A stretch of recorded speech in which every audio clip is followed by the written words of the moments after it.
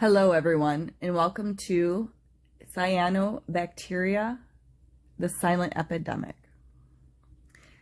BMA and cyanobacterial infections are being cited by NASA and CDC as being a global health crisis as it affects our largest bodies of water.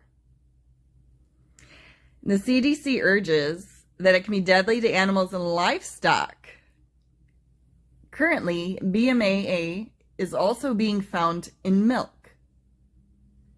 Infected animals have symptoms such as confusion, staggering, and death.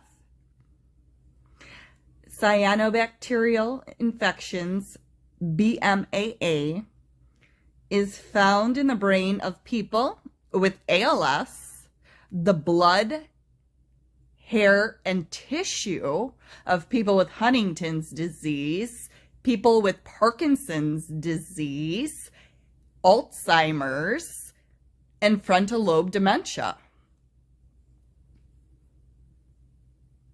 Oh, and excuse me, also MS.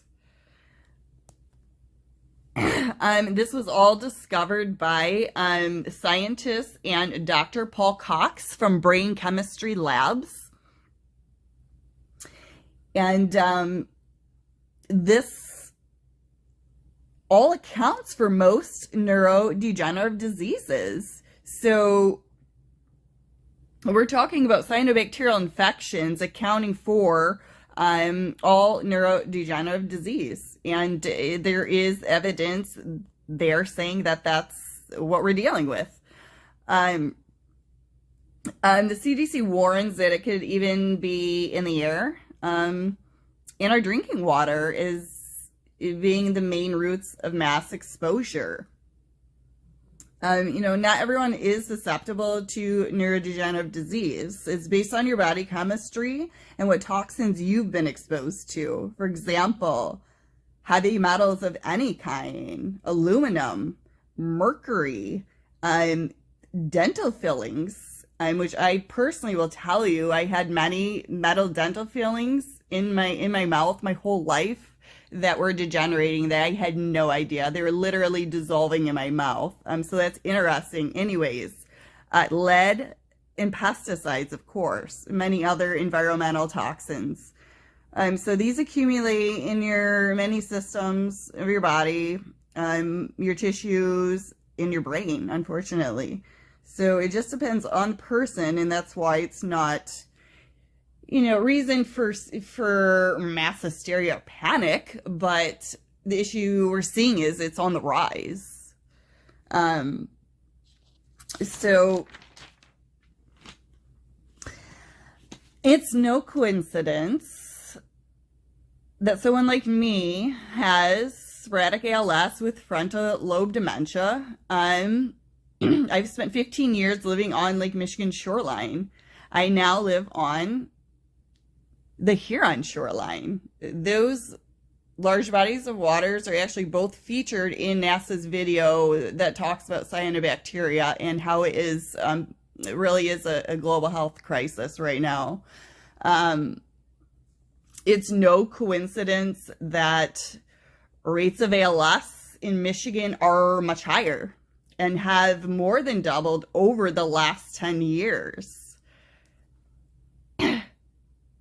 The Great Lakes are completely infested with cyanobacterial algal blooms. And it's the largest source of fresh water in the world. Even more alarming, due to the vast nature of this cyano sea, movement of the water breaks up the blooms and they're no longer visible. I know this because I've lived on both shorelines, and I live directly on the Huron shoreline right now. It's completely blended into the water. You cannot see it.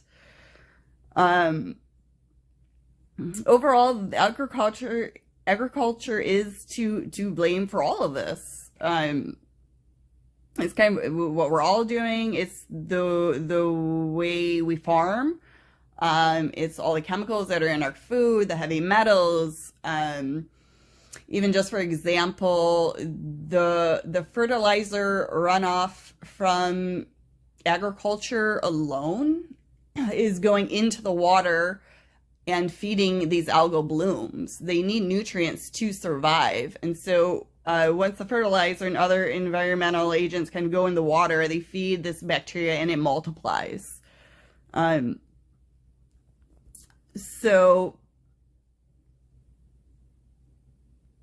I mean, there's a lot we can obviously do about this. We just need to understand that this is the problem, and so we can move forward and deal with this as a community. Because too many people are dying out there. I'm one of them. And I'm telling you, this is no coincidence that I'm living in a state that's surrounded by the most cyanobacteria in the water. This is our water. It's what we drink. It's what we water our crops with. It is essential to life. The good news is scientists and Dr. Paul Cox at Brain Chemistry Labs are working with the FDA. They're working with environmental scientists to not only solve the water crisis, but they have now also developed a test for the BMAA and a test for ALS. This is an ALS test from a single blood draw. Brain Chemistry Labs is curing ALS, everyone. And we need to get on board, and we need to support these scientists because they are the ones doing the work. So let's get on any social media outlet that you're on and start supporting their content and getting this information out there, because it really is a silent epidemic, and it's very solvable.